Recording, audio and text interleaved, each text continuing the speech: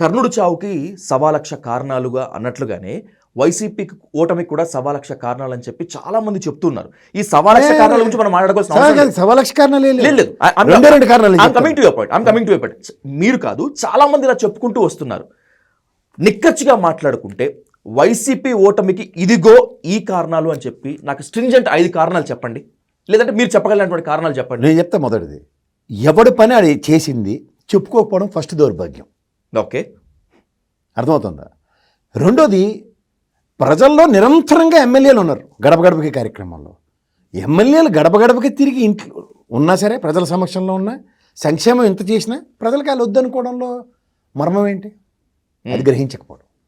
రెండోది, measurable intelligence ఫెయిల్యూర్లు. రెండు ప్రభుత్వాలకి నో యాక్సెప్టెన్స్. ఓకే, ఎక్సెప్షన్స్ కూడా లేవు. ఇద్దరికి మెజరబుల్ ఫెయిల్యూర్స్ అంటే ఇంటెలిజెన్స్ ఇచ్చిన రిపోర్ట్లు వీళ్ళు తీసుకున్నారా లేదా అన్నది తర్వాత క్వశ్చన్ అయినా ఇంటెలిజెన్స్ని వినియోగించుకోవడం శూన్యం.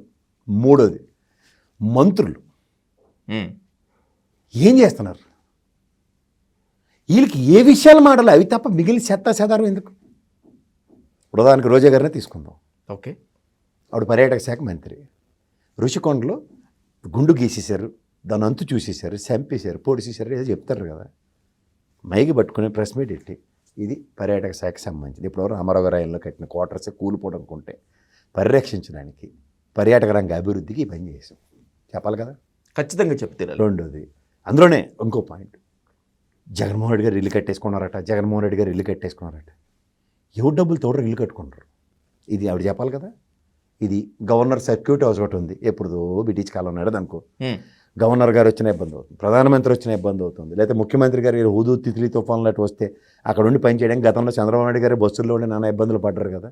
ఇప్పుడు దీన్ని బేస్ క్యాంప్ కింద ఆఫీస్ పెట్టుకుని కార్పొరేట్ ఆఫీస్, అదే క్యాంప్ ఆఫీస్ లాంటి ఒకటి ఉంటుంది. దీంట్లోంచి పర్యవేక్షణలకి సులువు అవుతుంది. ఎందుకంటే తీర ప్రాంతం ఇది. విజయనగరం, వైజాగ్, శ్రీకాకుళం మూడింటికి తీర ప్రాంతం. కోతవేడు దూరంలో ఉభయ గోదావరి జిల్లాలో. అక్కడ పాయింట్ అదే కదా. ఎగ్జాక్ట్లీ. ఇది చెప్పడానికి ఏం పోత్రమా? ఎగ్జాంపుల్. అలాగే అమర్నాథ్ గారు 1,103 కోట్లు ఇన్వెస్ట్మెంట్లు తెచ్చాడు.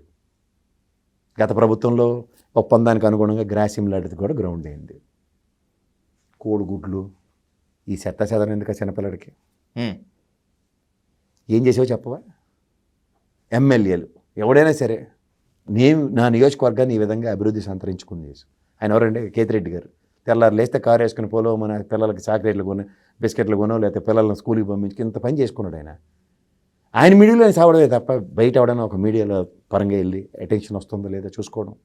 సోషల్ మీడియా గ్రూపులు, డిజిటల్ కార్పొరేషన్కి సంబంధించిన వ్యక్తికి ఒక మీడియా, ఈ సజ్జల గారు అబ్బాయి ఒక మీడియా నిర్వహణ, ఇంకోటి వాళ్ళ ఆఫీసులోనే ఇంకో అతను వాళ్ళ మెయిన్ స్ట్రీమ్ సాక్షి మీడియాగా, ముగ్గురు 3 ఛానల్స్. ఎవడో సబ్జెక్ట్ చెప్పరు. ఎంతసేపు పవన్ కళ్యాణ్ గారి గురించి వ్యక్తిగత హననంతోనే కాలక్షేపం. మీరు గమనించారా? అవును. Criticism to an extent is okay.